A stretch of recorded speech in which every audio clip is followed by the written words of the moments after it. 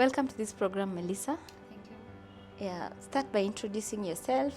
Tell the viewers who you are. Let us get to know who is Melissa Ngania. Melissa Ngania, I'm an advocate. Yes, I would say that professionally. But I'm somebody born and bred in Kitale. So I come from Kitale, so that is Melissa. Melissa, people know you from way back in 2017 when you came into the limelight, having participated in the 2017 presidential election, and you were representing actually Uhuru Kenyatta, Muigai Kenyatta. That is quite a big thing. Not every advocate gets to have that chance, even to address such a bench. What did it take for you to, how did you get yourself there? Well, I might say, of course, sometimes there's hard work, there's luck, there's, how do they call, when circumstances just work for you. Yes. But I would tell you that I'll go back a bit because I worked for Javier for 5 years. Associates. Yes, Nelson Javier, that's Javier and Company.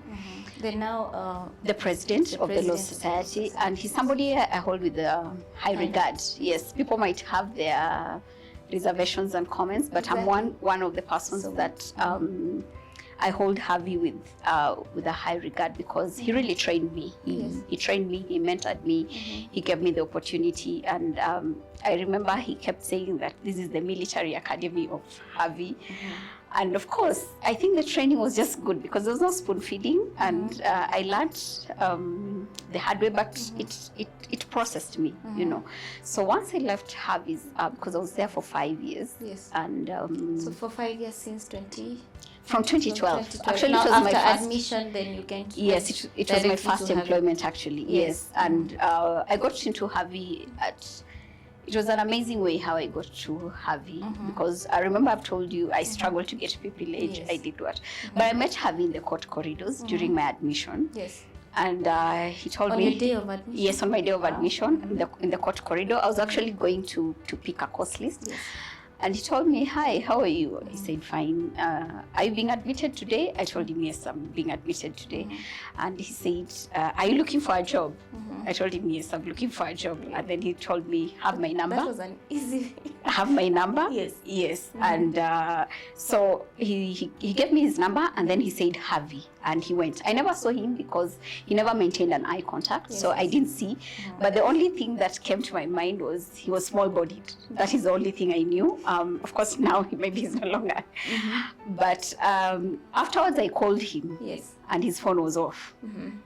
So I said, "This is just any other person I met in the court corridor." But he returned my call, and I got employed. So that's how I got employed at Javier. And I stayed there for 5 years. And I had 5 years was quite some time. Yes, it was, and it helped me because you see the consistency. And when I quit Javier, I quit Javier in 2016. Yes. So from 2016 to 2017, to January of 2017, I was still figuring out what I needed to do. Did I need to open practice? Did I need to venture to another employment and all that? But then I said, no, I just needed to do practice. So that is how now I got to the presidential election petition, yes, because I was approached by Mr. Fred Ngatia, because I think, yes, he was leading our senior council now. He was leading that team, and just before that, he'd given me some work to do for him, and maybe he was impressed with the work I did for him. So he told me, "Oh yeah, I think you're good, and I think I would want to work with you in an assignment that I would have." So that's how I got into the petition. And I remember very well seeing you in the limelight and seeing you in the headlines. Actually, when you are presenting your submissions at before the bench, how much courage did someone need? Because we as young advocates, even it takes a lot of courage addressing even a judge before the bench. How much courage did you rehearse at night, or did you get nervous at one point? These are some of the things that young advocates go through addressing such benches. What would you advise a young advocate to do when they are addressing such a bench? Okay, fine. First of all, you see, as a young advocate, you have people that you work with. Yes. So I really learned a lot from Javi. That's why I told you I'll keep referring to him. Close to my 2 years, we used to do matters together. Yes. It's funny, yeah, maybe. But I would sit through a hearing and I would always take the notes. I would see him cross-examine. I would see him address the court. When I'm done with my matter, I would go sit in and listen to. So from there, I learned from him. And of course, now with exposure, you keep doing. And I remember the key thing he told me one time is, you need to know your stuff. Yes. You need to read. So for me, I think the most important thing is preparation. And preparation dates back to when the instructions come, the drafting of the pleadings, all that time. So that by the time you're now presenting, you're presenting something that you're acquainted with. So that what matters is, what is your case? And that is what is your client's case? So that is what you articulate. So that is really what matters. So that even when you're before whichever bench you're in, what should click at the back of your mind is, I have a client, and this is my client's case. Yes, and then the rest will fall in place. Yes. Yeah, and I remember still on that issue when you came into the limelight, the media was on you, social media. You were all over social. What did that make you feel, trending on social media? And maybe did that intimidate you or affect you in any way? I'm not so much into social media. Maybe that is why it didn't. Some of the things I didn't actually get even to hear or read. And some of the things maybe the screenshot maybe somebody sends to me, but I'm not so much into social media. I'm actually not in social media. So I think that is how I managed to just give that to manage that. And so it was not a bother to you? It didn't bother me because first of all, I didn't even concentrate on it. The issue, yeah. And one thing again you need to know is that people must talk. Exactly. I keep telling people that it would be even absurd. It's even absurd if you don't have people who don't like you.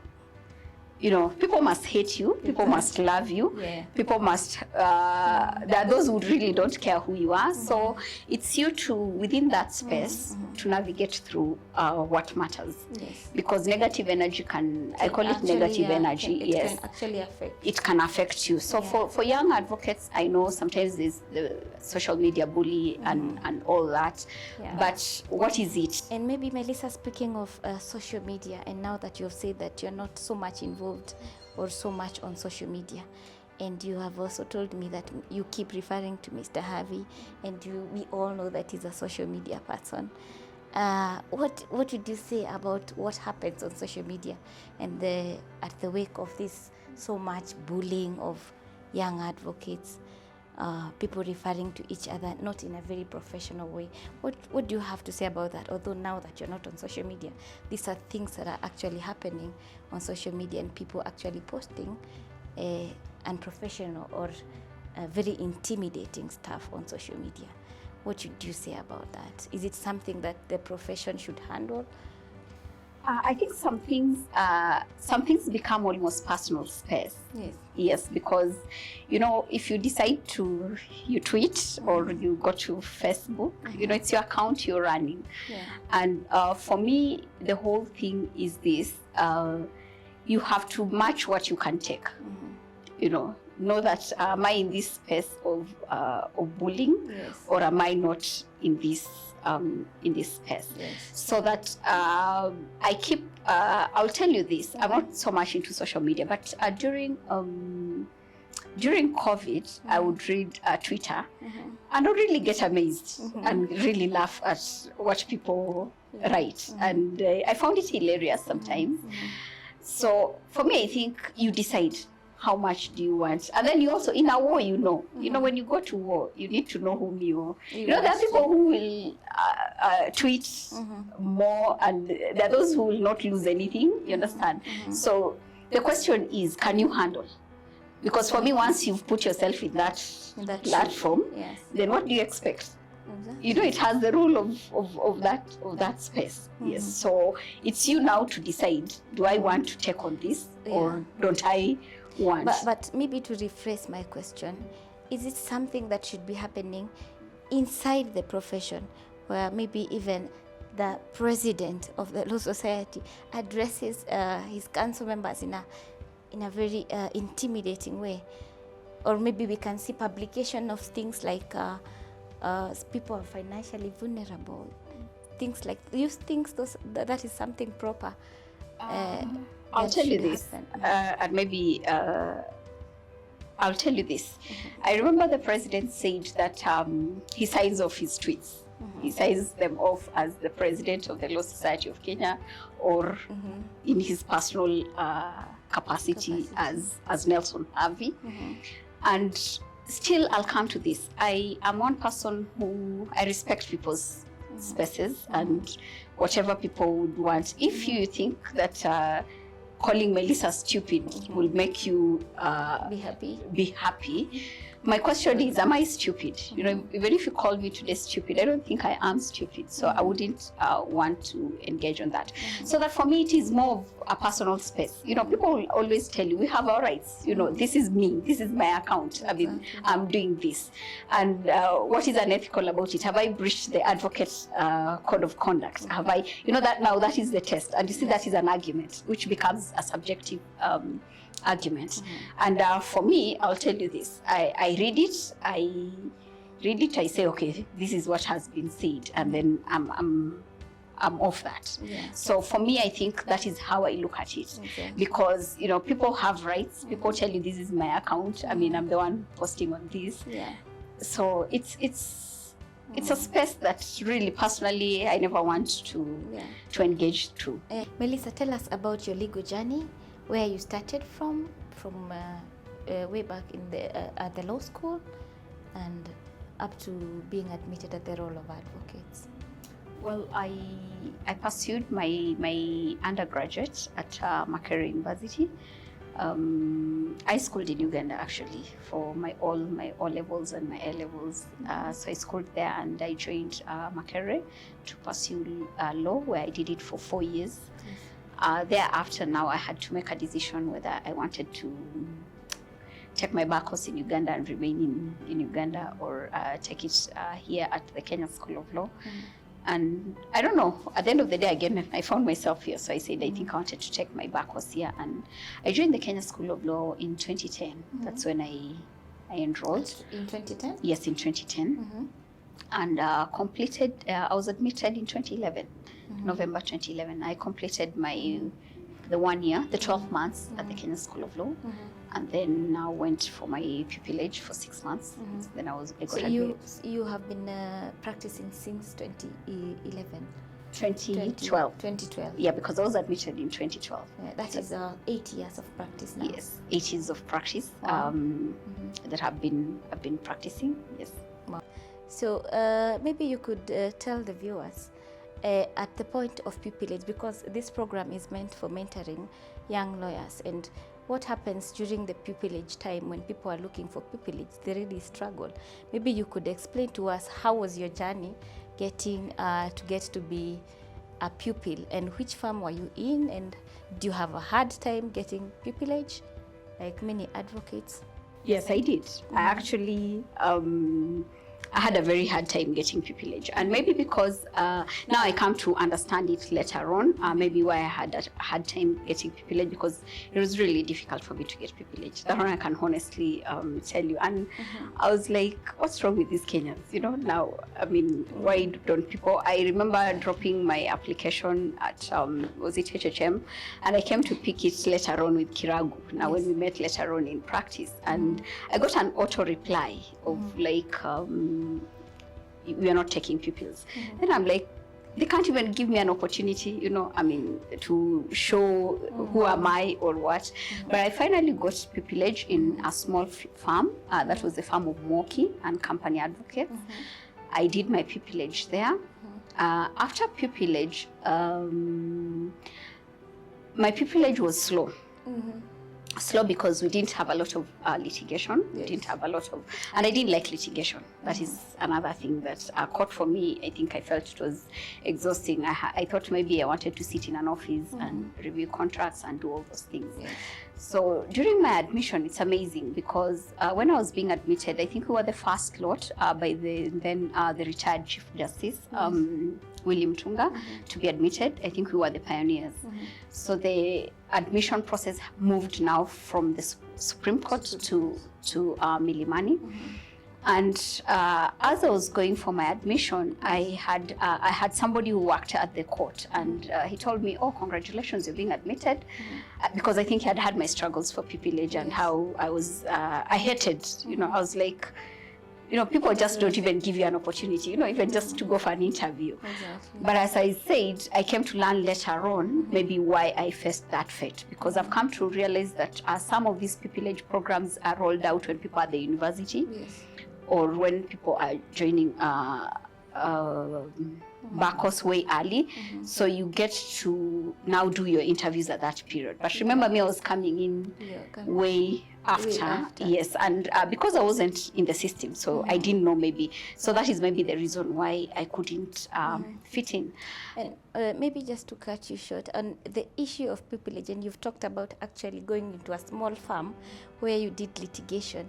And one of the challenges actually young advocates come to face when they're in pupillage, you get even to become a clerk in the same office that you did. You ever get to do these things? And what should you tell a young advocate who's maybe doing the clerical work and they're feeling very uncomfortable with that? What a word of encouragement would you give? Okay, I'll tell you this. Advice? I had a different perspective. I mean, for you to be a good, maybe I'll talk about litigation because it's where I have a forte in. Yes. It's important for you to know the filing processes. Exactly. So in fact, it's better when you do it at pupillage, because at that point you make mistakes, you get to learn. And I remember way later during, and you come to realize how the court process works. You will know that the duplicate receipt is what goes to the court file, then the original receipt is what you remain with. You will know how to punch they look the small things, but for me it matters. Yes. So for me it is important. I think it's very important that you do the filing process, because it also helps you to understand how, now when you come to court, you just find a file there. Yes. You don't understand the process. Somebody else has done this to you. And I'll tell you, there's one day I went to court with my boss now after, and of course, at the Court of Appeal. And I remember it was before a three-bench. I remember it was still Justice Karanja, because I still remember the comments she made.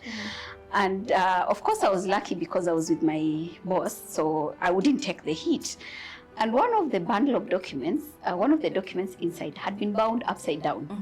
And you see, these are documents I had prepared and given my clerk to bind them. And maybe by mistake, he put them upside down. So when we're in court, the judge is opening. And I remember he told Javi that, Mr. Javi, you're dressed very smartly, but your documents are upside down. You get the point. So that now takes me back to the preparation. It's important. So it's never degrading, but for me, it makes you confident. You understand your documents, you understand the process. So what we can say, maybe, Melissa, is that there's nothing wrong with doing the clerical work actually in a firm.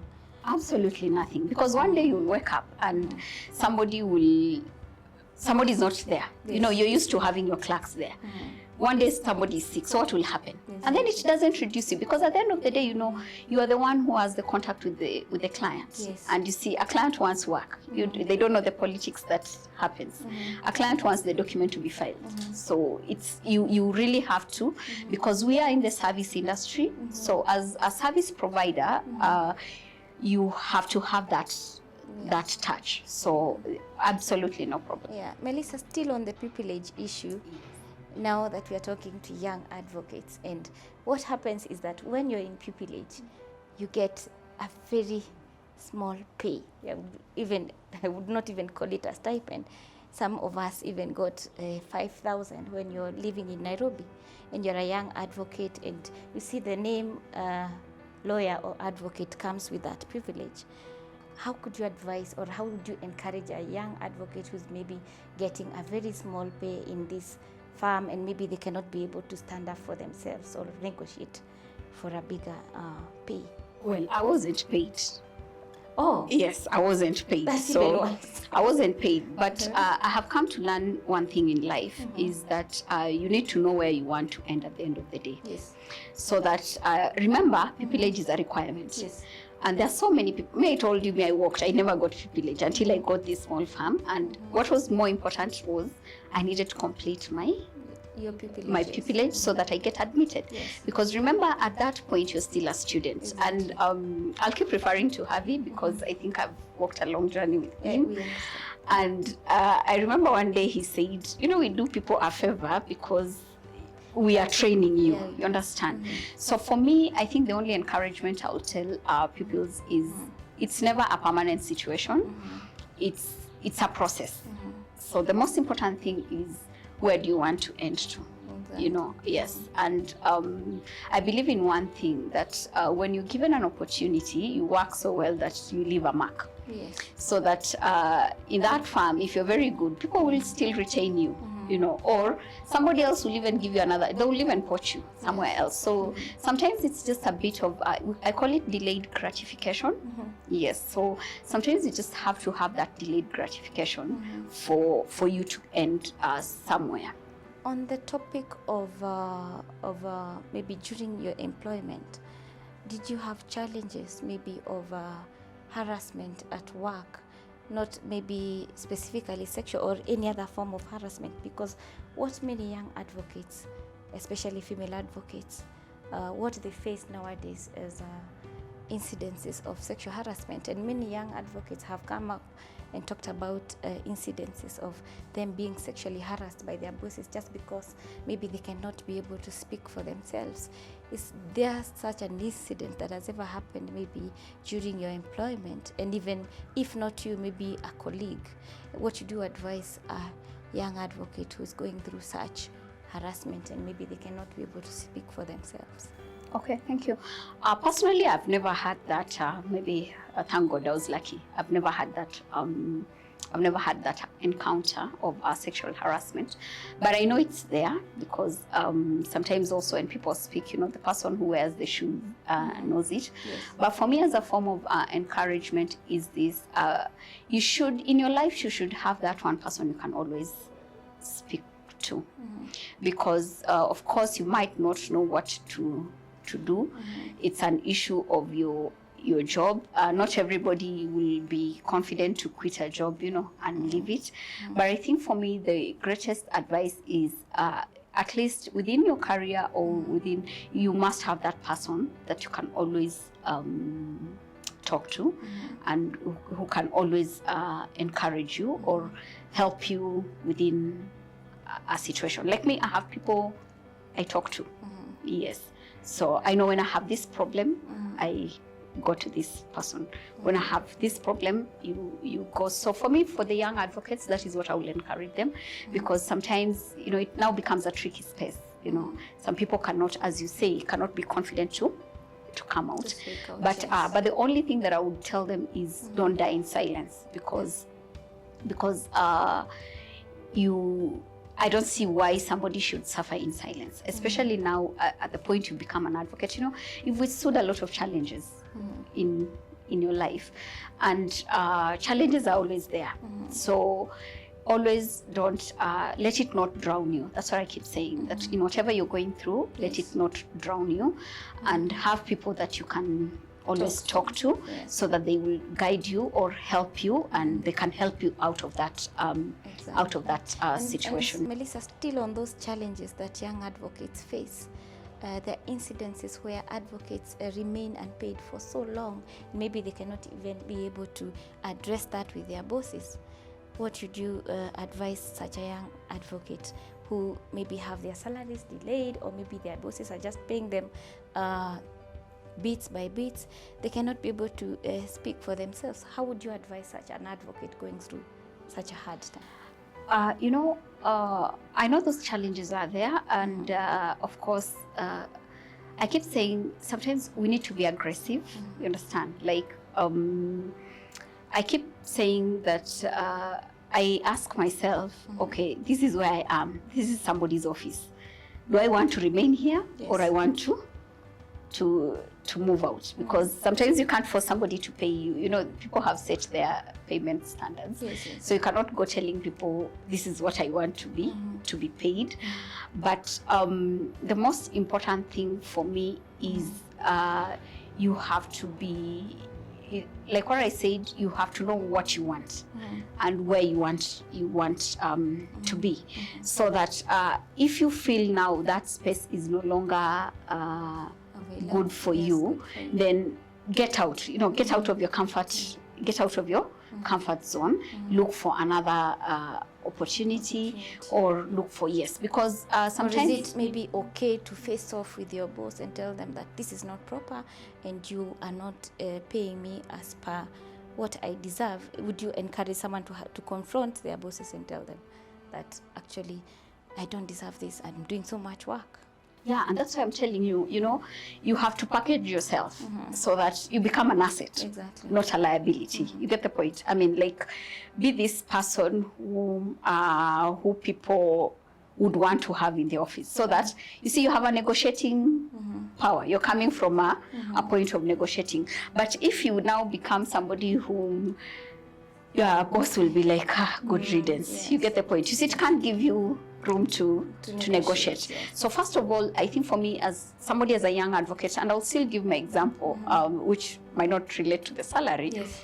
At Javier, when I went there the first time, in my first 1 month, was it 1 month or my first 2 months? Yes, I tendered my resignation.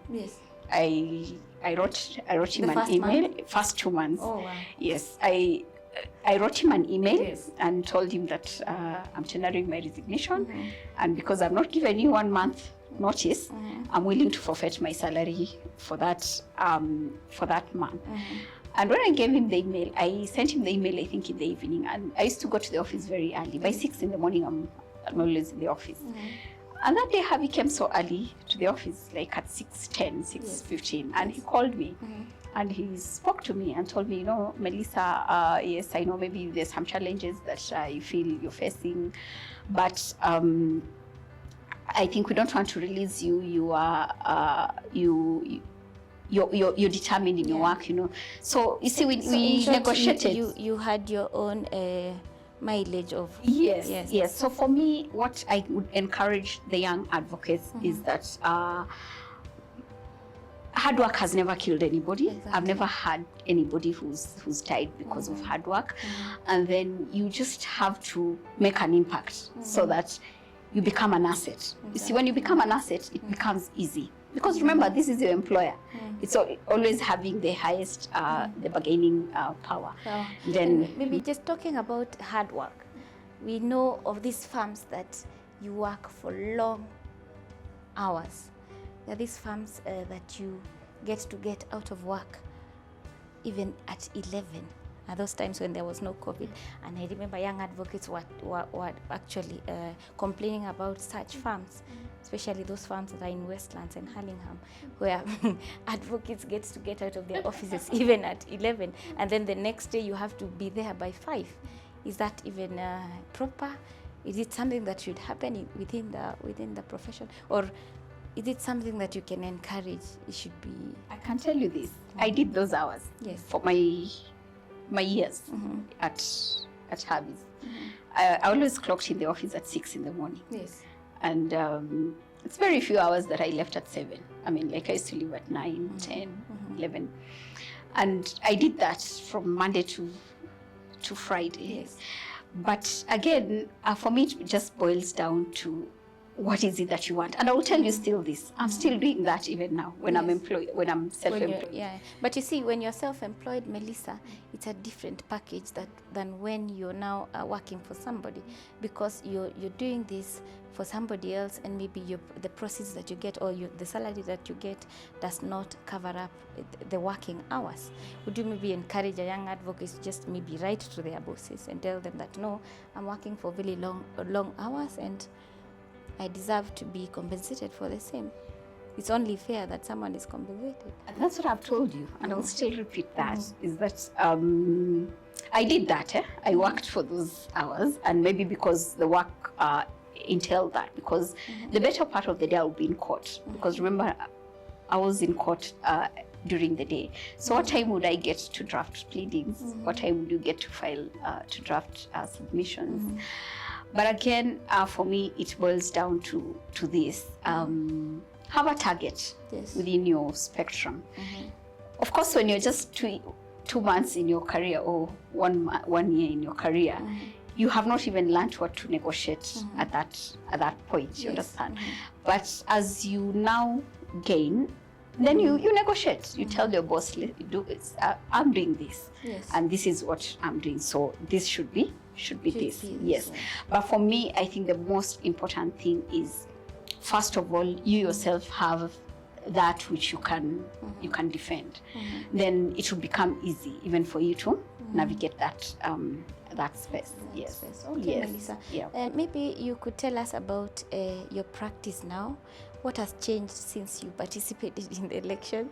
Did it give you a very, of course, I know it gave you a very big milestone, but what has changed? What is on the table for you right now? What are you doing? What is your area of practice? Have you specialized in your practice? Okay, the only unfortunate thing that the petition did for me is people looking at you and saying, where did I see you? You know, I mean, I love my quiet space, because I still used to do my practice without that. So that is the only disadvantage. But the advantage now is, of course, I don't really now struggle to explain my ability. You get the point?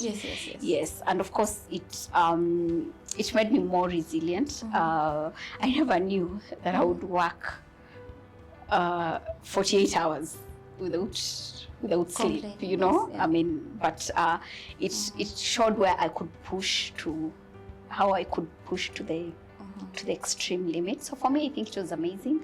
It was an amazing opportunity, and also just working with the team. You know, you're working with these other people, and you get to know that. So for me, it was okay. Nothing much has changed from then. Of course, now my practice has grown. I'm growing, but I still, within my thought, I love litigation. Yes, I do. I mean, just going to court and having the fights in court, it fulfills me. Yes.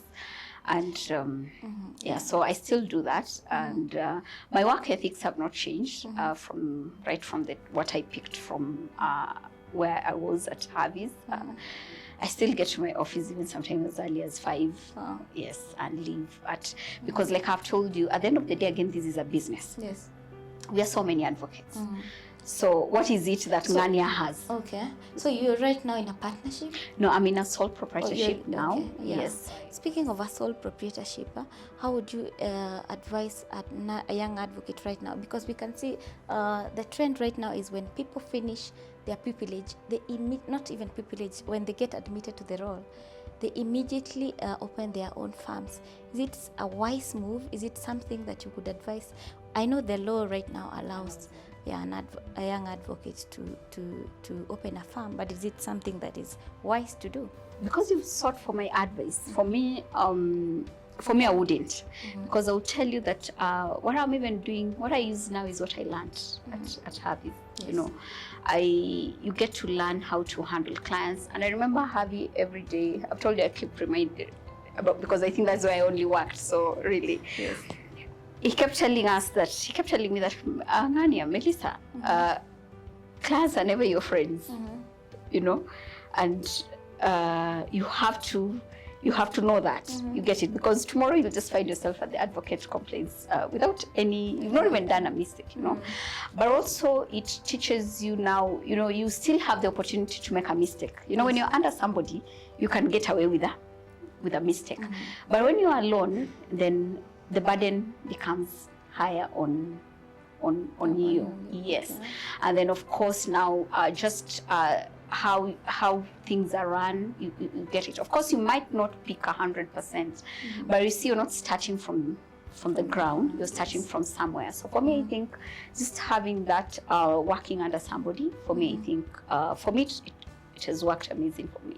So I would highly recommend that somebody just You works work under somebody, and under then somebody. once they are Then you found. can now, of course, people grow, so you can you transition. It's part of growth, you know. Exactly. And Yes. when young people, young advocates starts their farm, the challenges that they get, first of all, is that their expectation of money is not met. I know right now there are so many young advocates who've started their farm, but maybe they cannot even get 2 or 3 clients walking into their farm. What is the strategy in getting clients? Oh yeah, I have never gotten a walk-in client. Yes. So I don't know whether they are there, because I know that is the biggest challenge, and you see now that is why the networking becomes very important. Like I get most of my clients from referrals. Like most senior advocates will refer them to me and get like that, and the people I ever served within where I was. And then what I've again come to learn over time, which I had not learned when I was in employment, is that you have to ask for work. You know, you have to look for the work. So you have to ask for the work. Like now, you have to bid, of course, with the categories. You can use the women, the AGPO. You know, that is a good strategy. Yes. But you must ask for work and look for work. It's the hardest part of it all. And I think now that also dates now back to where I was telling you, it's easier when you work under somebody, because you tend to get the baseline. And yes, so what does it take maybe to maintain? It's one thing to get a client, and it's another to maintain the same client. How would you advise a young firm on how to maintain their clients in terms of giving them correspondences and maintaining that rapport with the client? Yes, you know, clients are your bosses. Yes. So clients are your first priority. And the most important thing, like I'll talk about how I do it for the litigation part of it. And when you get out of court, actually the first thing you do when you get to your office is a letter to the client. Yes. You must update the client. Tell the client this matter was in court. This is what has happened. Yes. And then you schedule your meetings and keep time. If you're not available, you know, just say I'll be yes. Tell your client Tell your client we'll meet at 2:00. You know, let it be that time. And if there's something that happens, it's courteous to always tell them that you're not there. So you have to be available, and then of course you have to inform them of the court processes, because and then give them a reason why they should keep you. They should keep you. Okay. Let them know that if I want Gillian today, I'll meet her in the office at this time. You understand? You are available. You know, give them a reason why they should work. Like when you go to most buildings now, you'll find 5 firms in the same floor. Yes.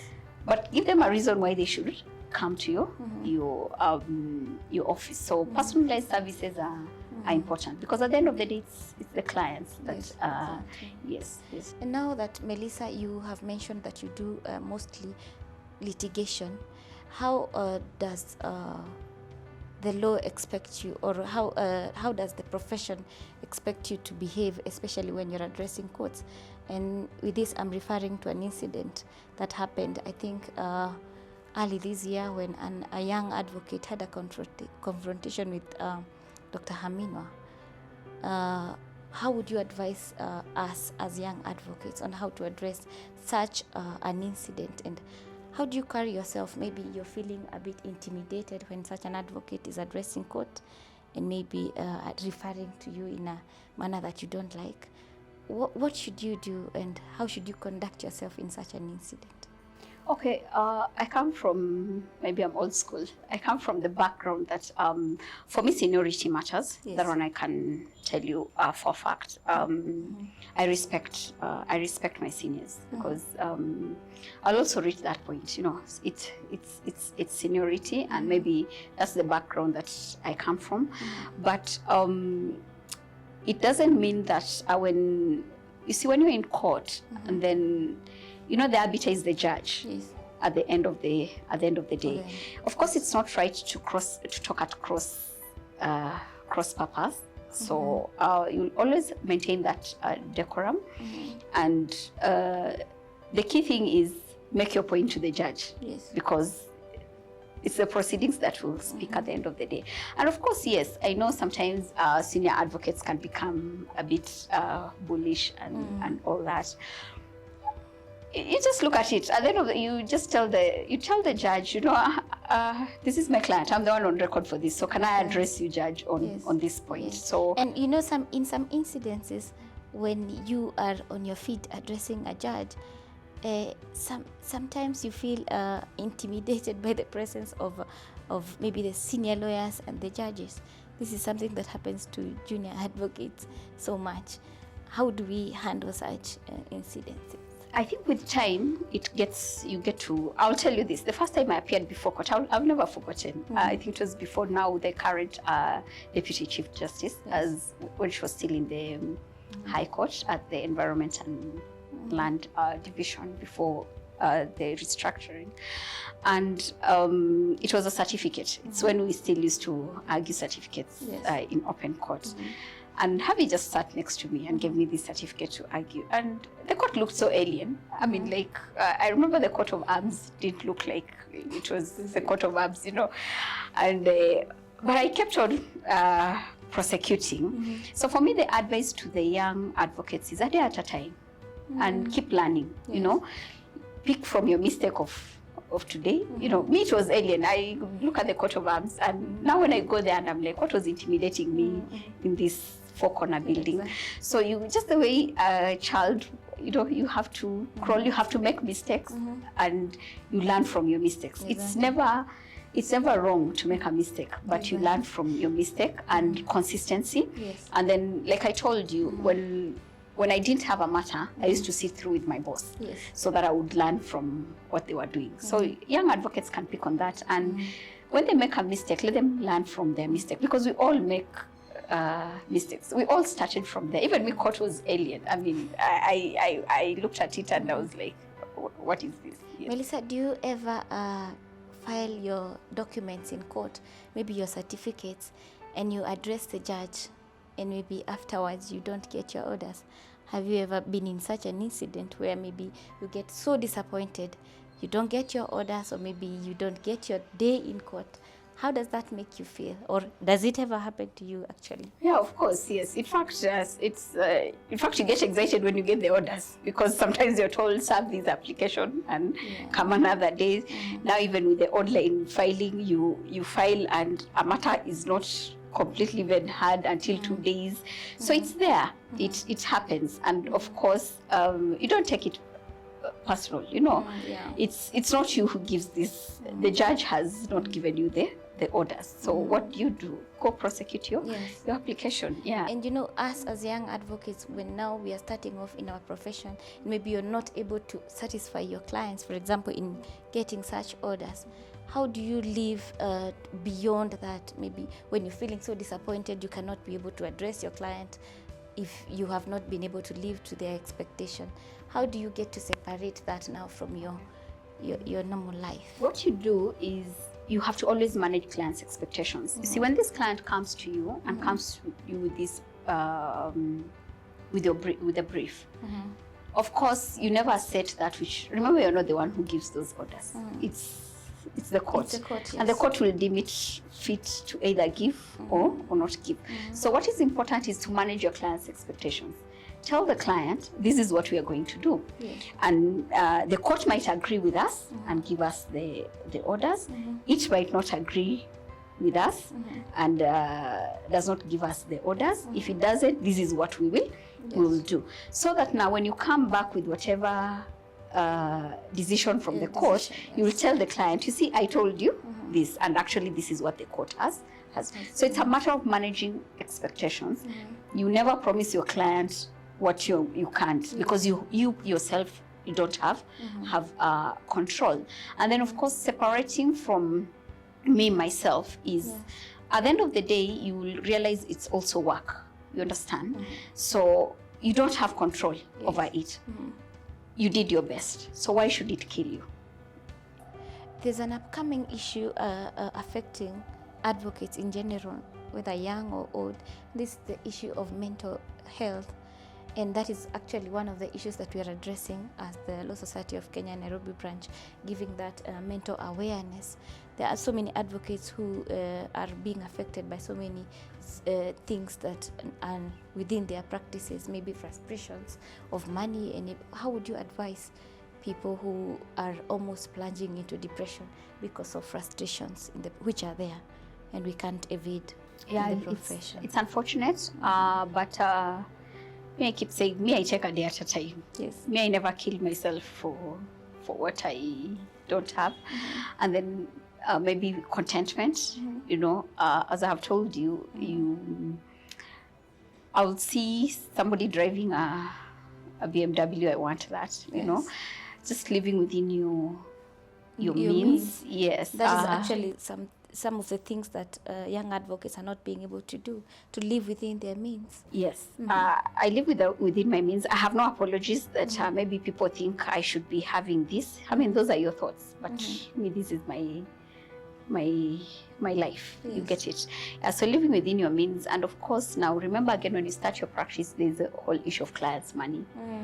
Know that is not your money. Exactly. That's why it's called client's money, and that's why you have to have a client account. You don't mix it with your account. So I think for me, I would encourage them to just live within your means. I mean, it will come. You'll make the millions. You'll even when you hear the stories of these senior people, they will tell you how they've started. So for me, I think I learned never to please people. You might think, we saw Melissa in the presidential petition, so she needs to be driving this and this. I mean, those are your opinions at the end of the day. So, but for me, is it my lifestyle? Is it what I can afford? Exactly. You know, because at the end of the day, you know, when you eat clients' money, you know the consequences. Yes, and that would be really. I don't have a butchery where I would say I'll go sell meat or I'll go to Gikomba, sell clothes. I only know the practice of law. So if your certificate is taken, you know. Would you advise young advocates to have side hustles? Because those are the things that are coming up in mind actually at the wake of COVID-19. You're thinking, if I had a salon somewhere, then I could be hustling on the other side. Is it something wise to do? If you can balance, because, you know, at the end of the day, you have to balance. Yes. Because if you do one thing to the detriment of the other, it will still suffer. But do you think maybe that would reduce you in, if maybe people at your mtaa are seeing you selling some potatoes around? Is it something very pleasing? And that's what I told you. May I don't live with people's opinions. Exactly. You know, I mean, me I'm Melissa. I keep telling people, which they find very funny, that I love using the matatu. And why I love using the matatu is because I can sleep the matatu, so I can catch some sleep. And so the time I would not want to drive, you'll find me in a matatu, and you think whatever you want to think. I mean, that is my life. You know, you're not paying any of my bills. You don't know my income. You know, you're judging, but you're not part of my process. So that for you, if that is what is making you get your living at the end of the day, then just have to live within your means and stop the people validation. You know, people validation. Personally, I don't take people validation. Who are your mentors in this profession? Who do you look up to and for advice? Who do you go to for? I have close to 5 people. Yes. I get people. I don't know whether it's selfish, but I have different people for different reasons. Yes, I have Mr. Ongoya Elisha, he was my teacher at the Kenya School of Law. Yes, so I go to him when I have a question in litigation that I need to find a reason to. I have Javi, I have to call if I have something that I need to ask for. And then in my academia, the other side of my life, I have two professors that I look to, you know. Yes. And then of course now I have one who is general. He's the retired judge, Justice Aaron Ringera, whom now is my other side that I account to. So you see, I account to different. I didn't hear. Surprisingly, maybe because I've grown up in a home where boys are many, and I'm the last born, so we are 2 girls. My sister is way older than me, so I think I grew up with my brothers a lot. Yes. So I think I associate more with the male, with the male gender, which is a good thing. Yes. So I have those people, and I have to account to them at different levels. Are these people that your mentors, they are actually people who seem unreachable to young advocates who are just maybe down there? Are these people available to an ordinary, there's no difference with an advocate with another advocate, but are there people who young advocates can reach out to? I'm not extraordinary, I'm ordinary. I'm ordinary, and I will tell you this, like I told you, I never schooled here. So meaning I didn't have people that I even knew before. Yes. So these are relationships that I have spanned from 2010 to now. And Mr. Ongoya taught me at the Kenya School of Law. That's how my relationship with him, we encountered each other at that point. And of course, Javier worked with him for 5 years. Yes. So who else now that you talk that they're unreachables? So it's how the people that you interact with. Is Mr. Javier reachable? Yes, he is. Is he approachable? He is. Young advocates. He is. And I told you this, maybe I'm biased, but he is somebody that I worked with, and we had a very good working relationship. Yes, and for me, he gave me the opportunity. I appeared, even before the presidential petition, I had appeared in the Supreme Court to argue another constitutional, another election petition. And I'll tell you this, the first case that I argued at the Court of Appeal, I had to argue before Javi, like I was arguing before a judge. Yes, in the presence of Mr. Javi. Yes, in chambers. So he told me, Melissa, you will go for this appeal. It was my first time. I'm like, then he told me, read it. So I read it, and when I went to his office, he told me, yes, can you tell me what is it about? So I thought I need to just say yes. They said, no. Argue should be the way you argue before a judge. And true to it, I won that appeal. Wow. And I won against a very senior person. Yes. So he's reachable. But it's like what I have told you. You have to give people reason for them to also spend time with you. Even me, I mentor people. But I have started now because I've told you I'm a product of people who have spent their time on. So I feel it's also my obligation to spend time to to another person. But I'll tell you this: if I tell you that we meet at 7 o'clock and you come at 8, you'll not find me, because that's a discipline. That's what I'm also picking from these people. I mean, if they tell me it's 8 o'clock, it's 8, and there are no excuses. So you also have to have that reason for people to. Yes, and you must give them the opportunity, and yes, so just learn who within your space, and these people are reachable. I think so. Yes. Melissa, your final advice to young advocates out there who look up to you and who admired you during the 2017 presidential election, what did you have to tell them? The only thing I'll tell them is that for me is what I told you, hard work. I have never seen somebody die with hard work. Yes. And then secondly, you can get from nowhere to somewhere. I don't have a surname that is known. People believe you have to know people, or you have to know, But there's also faith. And I'm a Christian, and I always believe that God is also faithful, I mean, you just have to, and be consistent and be persistent. Yes. And you'll make it. Yeah, you'll make it, definitely. We are very delighted to have you, and thank you for your insights and for your inspiration. We look forward to having you another day, and thank you very much. God bless you, Melissa. Thank you too for giving me this opportunity. Don't take it for granted. Asante sana. Yes.